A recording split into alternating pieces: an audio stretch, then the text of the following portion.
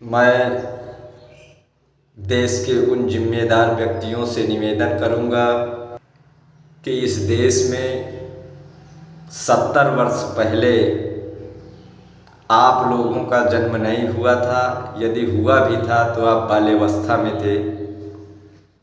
लेकिन कितना बदलता जा रहा है इस देश की कल्चर और संस्कृति। इस देश की मर्यादाओं को लांघ कर आप लोग बड़े आगे निकलते जा रहे हैं।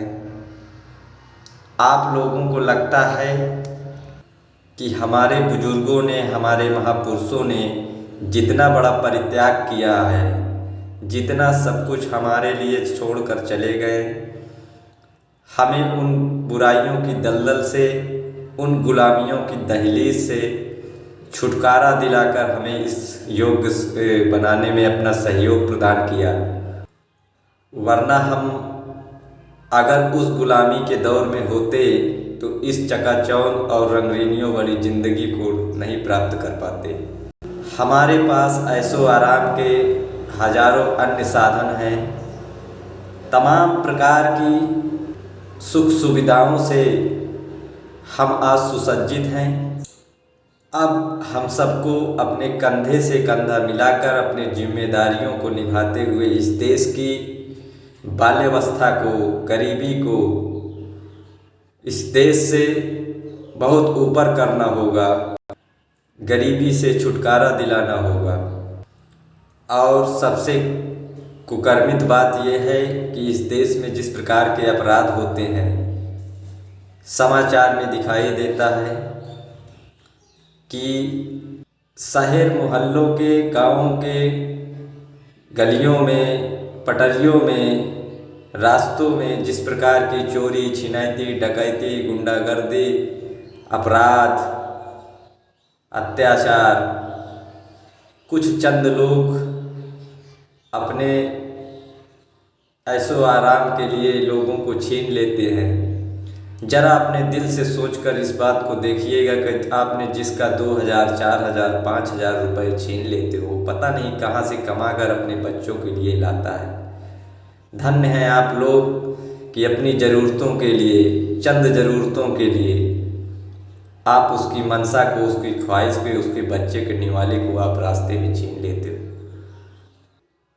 इस दौर में इससे शर्मनाक बात न कभी हुई है न होगी कि आप अपने चंद ऐशो आराम के लिए उन गरीबों के निवालों को छीन लेते हो। और दुष्परिणाम होता है कि आप कानून के हाथ लग जाते हो, जेल चले जाते हो।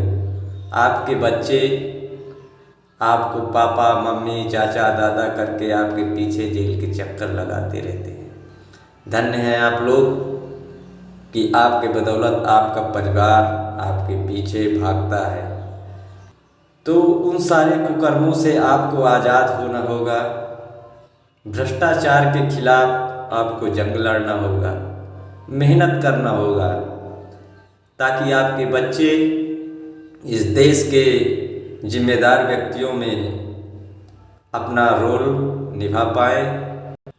किसी को लूट कर, किसी को छीन कर किसी की ज़रूरत पूरी नहीं होती। ये तो चंद दिनों, चंद घंटों की नुमाइश के लिए आपने ये घृणित काम उठाया था, लेकिन दुष्परिणाम आपको बहुत झेलना पड़ता है। तो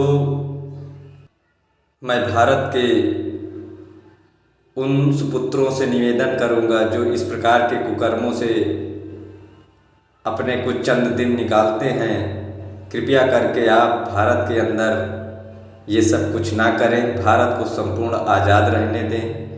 भारत ने बहुत सारी गुलामियों को झेला, बहुत सारे दर्द और जख्म को अभी उसके 100 साल भी नहीं हुए। तो हमें विश्व स्तर पर दिखाना होगा कि हमारा देश क्राइमलेस होता है, क्राइमलेस होता जा रहा है।